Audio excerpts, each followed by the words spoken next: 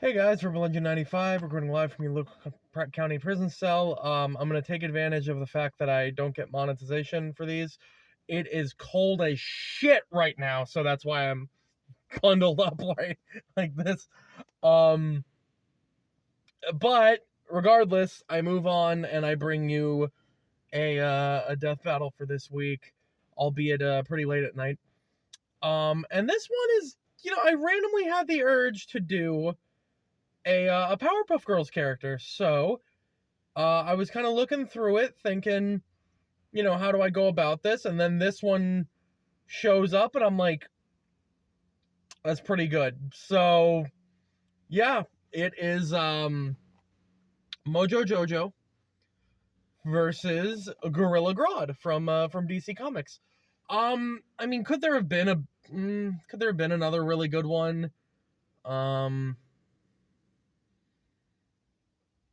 I can't think of like a Donkey Kong villain or something that's really fit for this. Or yeah, I mean, like, and it's not just because they're monkeys, it's just that that's the most identifying part of Mojo Jojo, right? Like, there's a million mad scientist characters I could put, but yeah.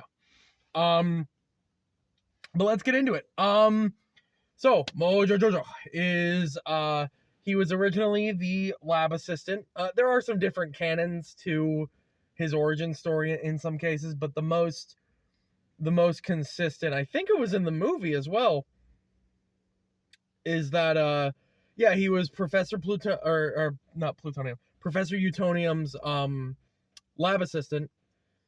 And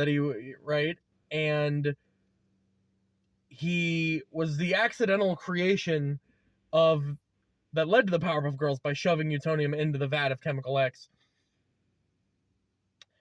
And some of that Chemical X got on him as well. But instead of giving Mojo as a monkey the same amazing, powers that the Powerpuff Girls have, even though they were kind of spawned from nothing and he was like a living creature, it did give him incredible super intelligence. To the point where his brain actually is, growing out of his head, which has got to be agonizing, but whatever. Hence why he has the helmet on. And, Mojo Jojo, for all of his stupidity and lack of ability to speak properly, supposedly his voice is inspired by, like, early English dubs of like Japanese movies and shows, so like Godzilla movies. I didn't pick up on that as a kid. That was pretty cool to find that out.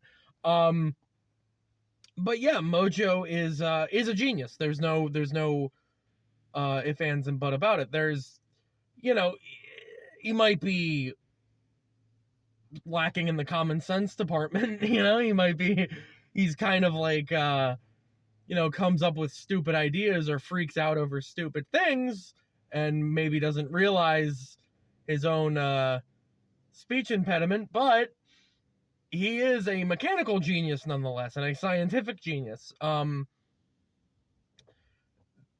the point where, I mean, it's like out of literal scraps that he's found in the garbage, he's made doom machines. I mean, he's concocted any number of machines and he done in the matter of minutes, by the way, right? He's concocted death rays, lasers, flamethrowers, missiles, chainsaw, like all of these different things. He's had multiple different vehicles at all times. Used different weaponry handheld on his person for these sorts of things. And I think the most underappreciated part of Mojo's repertoire is the fact that he is still a monkey and has pretty much all of the athletic capabilities of a monkey, but I don't think he himself realizes that. He's gone ballistic and gone into like a primal rage and, knocked out other villains before. But doesn't really seem to do this often. It only really seems to be able to do this while in this gorilla or while in this primal state. And the last interesting part about the character is that the character, and I'm going through this very quickly as not to like ramble on for a 30-minute video. Also because I'm very cold, so I'm talking fast. The other aspect of this character is that he seems to have on many occasions had Chemical X or some equivalence of it at his disposal, and has been able to use this to mutate himself, to give powers to other people, and he has actually bested the Powerpuff Girls in combat after receiving their powers, even gaining an ability that they did not have, well, initially, right, in a like a mental energy blast. Later the girls did develop, they are shown using energy projectiles and whatnot, and also later in the show they just go insane. For reference, I think I've mentioned this in a couple of Powerpuff Girls episodes. I think I did the Battle Royal, and then I did the Princess Morbucks one. For reference, Buttercup lifted a mountain range. Not a mountain, a mountain range, right? All of these girls have flown out into space and broke apart a meteor. They've actually been in space without suits before. They were just wearing suits when they did it at that time. Bubbles got into a race around the world against, what was his name? Gochimon or something? He was a Japanese internet guy, right? Like he could run around, like he could run at the speed of the internet. Much faster than the speed of when the episode came out. The 2001 internet wasn't that fast. But he could, she got into a race with him got a false start on the race, as in the race started and she forgot to go, did not realize she was supposed to beat him in the race until halfway there, right? So she thought she was just supposed to keep up with him and not beat him, and still beat him around the world in under 4 seconds.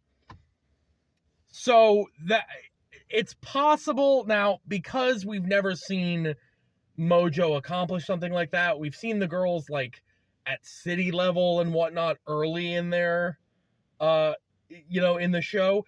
It's possible that the girls didn't discover the extent of their abilities until later on, because, and I'm using this for death battle context, I realize it's literally just a cartoon and they weren't thinking this hard about it, but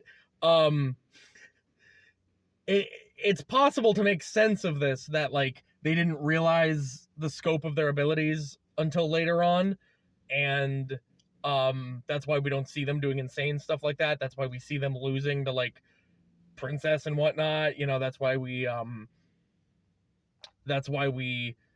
see them like learning about new abilities that they have as they grow older, and like why they aren't using certain abilities until later on.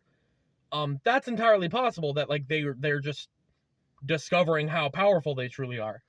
In which case it would make sense why Mojo wasn't able to use that amount of power, and why like an energy projection was like, or an energy projectile was like a crazy ability, for them. If that's the case, since he hasn't been a superhero, he hasn't had these powers for long periods of time before, it would make sense that he wouldn't be able to unleash the full extent of the powers that he would have. The last ability Mojo has, which is kind of an offshoot of what I mentioned of having the Chemical X, is that he has doused himself in Chemical X again to become like a giant, like a giant monster that was able to like breathe fire. It was able to shoot, its fur out as spikes and everything, and was easily a match for the Powerpuff Girls. The only caveat to that is that whether he's using Chemical X or whether he's using like he has like this little black box with a light in it that like gives people powers, whether he's using that, they both seem to have, in small doses at least, they both seem to have temporary effects, right? Now his intelligence is in his transformation, or it could be that the initial effects of the true Chemical X aren't as potent on somebody who's already been exposed to them. We've never seen one of the girls, I think, exposed to Chemical X afterwards, so that's possible as well.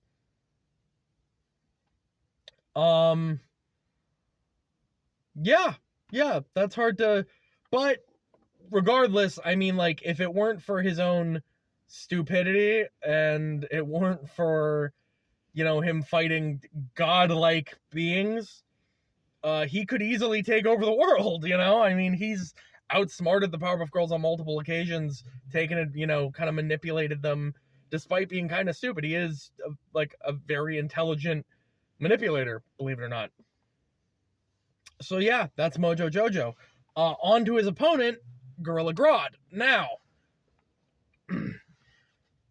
if this were an actual death battle, I guarantee you they would be using a lot of comic scaling. Because otherwise, this would be the most one-sided fight ever, right? So that's what we're going to do. We're going to do comic scaling, even though I kind of hate it.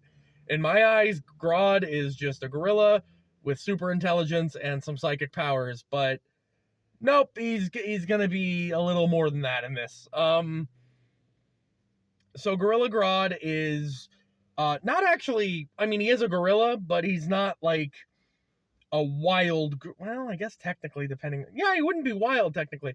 So he's from a place known as Gorilla City, which is kind of like Wakanda. It's a part of the African jungle that's been held off by society, that's been held off to society, and is run by a race of super intelligent gorillas who gained their super intelligence and their genetic, they were given, their DNA was changed to give them super intelligence by cosmic radiation from a comet like centuries, millennia ago, right? And Grodd is essentially a terrorist among these people. He's considered the he is a dangerous criminal who wants to, instead of living separately in peace in Gorilla City, he wants to go out into the rest of the world and conquer it for ape kind, and also wants to transform humans into apes so he can have them under his control and be the leader. So he's able to do that due to some tampering with himself that gave him psychic abilities. He has a helmet that lets him basically control all wildlife, and he has telekinetic, telepathic, all these sort of psychic abilities that he's able to use, psionic, all of that. And he's able to mind control people. He's able to hypnotize people. He's able to telekinetically attack people, like, punch them without hitting them. And it's also his super intelligence and his being from a futuristic society that makes him very dangerous, because he'll come up with a random invention. One of them being, the gun that turns people into apes, and the other being, I think it was called the Quadromobile, which is basically an all-terrain car, including flight and underground movement, that could keep up with the Flash. Now, this isn't like Wally West. This is Barry Allen Flash, and this is, like 1960s, 70s Barry Allen Flash, so it's not like maybe not 70s. I think it was like, it wasn't like ridiculous Barry Allen Flash. But still, if he's moving fast enough to like, he has a car that can move at like, the speed of light essentially, right? Not to mention, he's bested very superhuman characters such as Calabac, the Apocalyptan, who's not actually from Apocalypse, he's actually from New Genesis, but Darkseid's stepson, who just wants his father's approval, right? Who has traded blows with Superman regularly. Grodd has beaten him, like, near to death. Granted, he did have to, like, cheat and, like, play dirty to do it, but you're villains. Of course he's gonna do that. But the fact that he's beating a character that maybe doesn't scale to Superman, Calabac's never beaten Superman, and he's clearly not nearly as strong as him. He's just strong enough to make him feel it. But the fact that he's beaten somebody from New Genesis who can, hurt Superman to some degree, yeah, that's that's worth considering. Yeah, and other than that, it's just he's insane. He's mad with power, and he's a genius and has the ability to do all the things he's setting out to do. He has turned portions of the Earth's population into gorillas before. He has mind controlled a significant amount of people at once and, like, became their king. He's taken on the best of the Justice League. It's just a matter of, usually it's a lot of infighting, or it's his ego getting the best of him that causes him to lose. So, I mean, he is not an opponent to be trifled with. So getting into this fight here.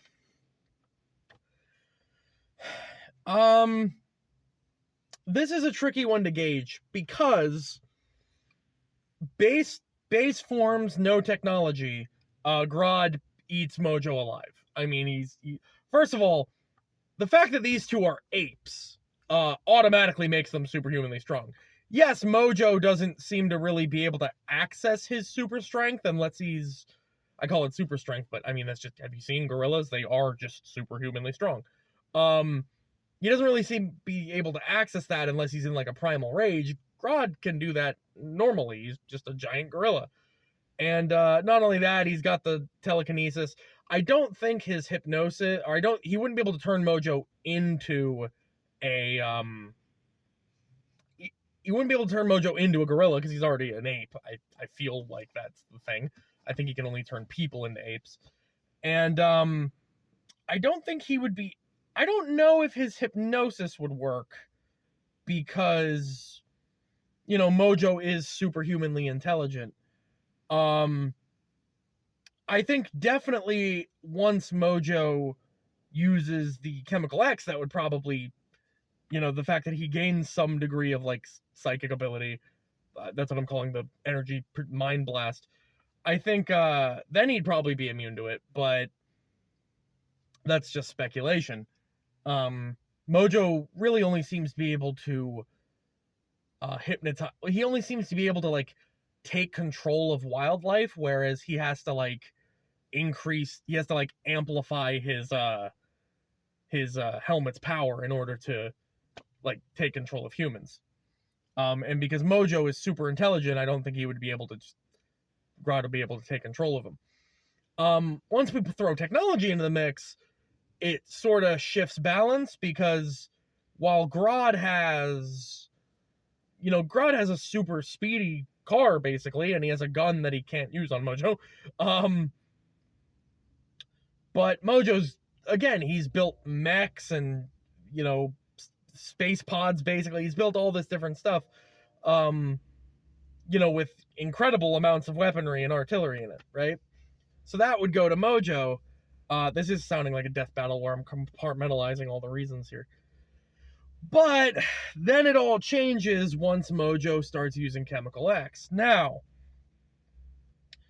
the thing is, we've only seen Mojo use Chemical X on himself one time, and that was raw Chemical X, right? Which I don't think he has at his disposal. Right? He's used it on himself with, like, the Professor. But he does have some equivalents of Chemical X, at least, where he has like a light and a black box that he's given other people superpowers with. However, those powers are always temporary. They last like, I think, a few hours. Now, that should be more than enough for him to basically fight anyone. But don't forget, Mojo's not really used to his power yet. And if we're scaling Mojo to the girls in the early season, even though they've done this insane shit, they've also been beaten up by other villains. So and some of these villains are just like human bank robbers. So, like the dentist episode with Buttercup, where she was putting criminals' teeth under her pillow to get the money, and then they threw her in jail, and all the criminals beat the shit out of her, and she didn't have any teeth. Dark episode. But, clearly Mojo's not as powerful as the girls. First of all, he's only one person, not three. But, any other time he's used Chemical X or gained the power of the girls, he's had someone else's help, or he's stolen Chemical X, right? So using whatever that black light is clearly, is not as potent as Chemical X, right? And that giant monkey form would have to be like an incidental thing to take into consideration. Meanwhile, Grodd's psychic abilities that he's, hypnotized superhumans with, unless we take into account, like, Mojo unless we say Mojo's just immune to that, he really doesn't have a defense to that, even if he is superhuman, right? I was just kind of bringing that up as a possibility, but, like, if that's not the case, he really can't stop that. And also, Grodd's strength that lets him combat characters that can fight Kryptonians, that's just inherent. I mean, that's beyond the strength of a gorilla by a lot, but, that is just something he has. He didn't have a power-up or anything. You could argue he's, like, psionically empowering himself or something, but whatever it is, he's got that from the get-go, whereas Mojo needs either a specific piece of equipment or a set of circumstances, like getting his hands on Chemical X, or like going into a primal rage. But even if he goes into a primal rage, he's like as strong as a regular chimpanzee, basically, right? Versus a super powered gorilla. So this one is tough. I want to give it to Mojo, but I think Grodd might just sneak out a win here, because here's the thing. Yeah, like, Mojo's technology and his actual, like, powers of the Powerpuff Girls should give him the win, right? Like, they should. But, they should be easy wins. But then again, like I said, that's if the fight got to that point. There's nothing that's technically stopping Grodd from just, like, smearing Mojo on the fucking pavement, as, right from the get-go, or just mind controlling him. So both of these characters have auto wins. It's just Mojo's take effort on his part, or take, circumstances, whereas Grodd's are just inherent.